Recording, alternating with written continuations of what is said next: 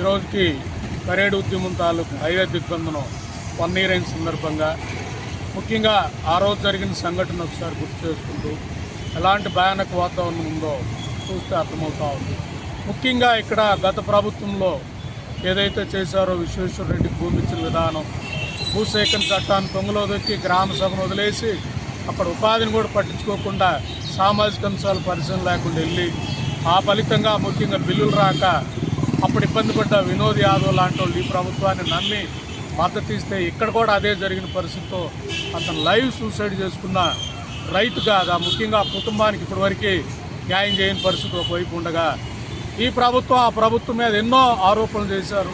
ఆరోపణలు చేసినా కూడా ఎన్నికల బాండ్లు వచ్చిన పరిస్థితుల తర్వాత వీళ్ళు ఇంకా ఎక్కడ 8,000 ఎకరం కరేడు ప్రాంతంలో ఇచ్చిన పరిస్థితి అదే విధానం కొనసాగిస్తుంటే ఒక చార్టెడ్ అకౌంటెంట్గా భూసేకరణ చట్టం మీద అనుభవం ఉన్న వ్యక్తిగా విజయవాడలో 2 సమావేశాలు పెట్టడం, అక్కడ గ్రామాల్లో తిరగడం, ఇక్కడ పెద్దవాళ్ళందరినీ తీసుకొచ్చి అలాగే గ్రామాల్లో డాక్యుమెంట్లు సబ్మిట్ చేయడం, అంటే భూమి తీసుకుంటున్న విశ్వేశ్వరరెడ్డి, జగన్మోహన్ రెడ్డి సన్నిహితులు, అలాగే భూమి ఇస్తున్న వాళ్ళు లోకేష్ బాబు ప్రస్తుత ప్రభుత్వంలో ఉన్నవాళ్ళు కాబట్టి 2 పార్టీలు ఒకటే అన్న నినాదంతో గ్రామాల్లో తిరిగితే ఆ రోజు పార్టీలు వదిలేసి మిగతా పార్టీలందరినీ కలుపుకొని హైవే దిగ్బంధనం జరిగిన పరిస్థితి మనం గమనించవచ్చు. ముఖ్యంగా ఆ రోజు మన్ను అక్కడికి వెళ్తే బండి కూడా దిగనీయకుండా అక్కడప్పుడున్న ఎస్ఐ అంకమరావు బెదిరించి అవన్నీ కూడా విజువల్స్ ఉన్నా కూడా నన్ను కందుకూరు పోలీస్ స్టేషన్కి తీసుకొచ్చి నేను మళ్ళీ అక్కడ దిగి పోలీసులు విధులకు ఆటంకం కలిగించానని అతను ఒలవపాడు పోలీస్ స్టేషన్కి తీసుకెళ్లారని దుర్మార్గంగా కేసు పెట్టిన పరిస్థితి అంటే ఎంత అరాచక విధానం ఉందో చూస్తే అర్థమవుతూ ఉంది. ఆ తర్వాత అక్కడ ఉన్న గ్రామాల్లో గొడవ పెట్టి అక్కడ గొడవలు జరుగుతున్నాయని నిరవధికంగా కర్ఫ్యూ సెక్షన్ పెట్టేసుకుంటూ భూసేకరణ చట్టాన్ని తొంగలో దొక్కిన ఏకైక ఏరియా ఏదన్నా ఉందంటే కరేడు ప్రాంతం. ఈరోజు కూడా మొన్న కూడా ఎక్కడ సమావేశాలు పెట్టకూడదని డిఎస్పీ గారు ఇచ్చిన విధానం గమనిస్తూ ఉంటే ఎంత అప్రజాస్వామికంగా వెళ్ళిందో మనకి అక్కడ అర్థమవుతూ ఉంది. ఇక్కడ మనం గమనించాల్సింది ఆ రోజు రావడానికి ఈరోజు అదే 1 year తర్వాత పరిస్థితులు మనం గమనిస్తే ఆ రోజు పార్టీలు లేవు.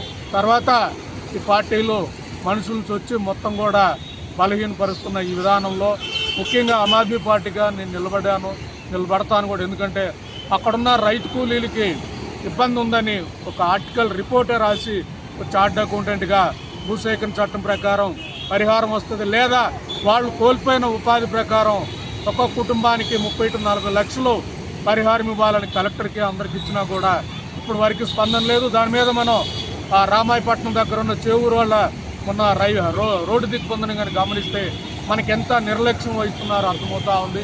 ఇప్పుడు నేను చెప్పదలుచుకుంటుంది ముఖ్యంగా ఇంకా అక్కడ భూసేకరణ పూర్తి అవ్వలేదు కాబట్టి ఉన్న కొంతమంది ఇచ్చిన పరిస్థితి కాబట్టి ఇప్పటికి కూడా ఆ వేలో ప్రయత్నిస్తూ ఉన్నాను. కేంద్ర నాయకత్వం దృష్టికి తీసుకెళ్లే పరిస్థితి చూస్తూ ఉన్నాను. తెలంగాణకు సంబంధించిన Priyanka Kakkar national sports person ఆమెతో కూడా మాట్లాడే ప్రయత్నం చేస్తున్నాం. సోమనాథ్ భారతి గారితో మాట్లాడాం.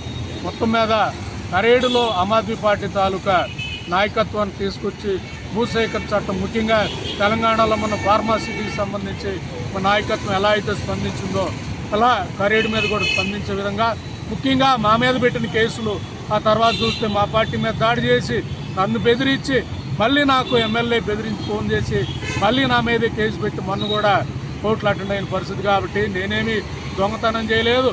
రైతుల కోసం నిలబడటం వల్ల నా మీద కేసులు వచ్చిన గర్వంగా భావిస్తా కాబట్టి ఇంకో 10 కేసులు పెట్టుకున్న రైతుల పక్షాన్ని నిలబడతా కాబట్టి ఇదే స్ఫూర్తితో మాలకొండలో కూడా జరిగిన తప్పిదాలను సవరించుకొని ఇంకొంచెం జాగ్రత్తగా ప్లాన్ చేసి మాలకొండలో ఒక్క బండ కూడా జిందాల్ కంపెనీకి వెళ్ళనీయకుండా పనిచేసే విధానం ఉంటుంది. పార్టీ మద్దతు కూడా తీసుకుంటానని తెలియజేస్తున్నా. ధన్యవాదాలు.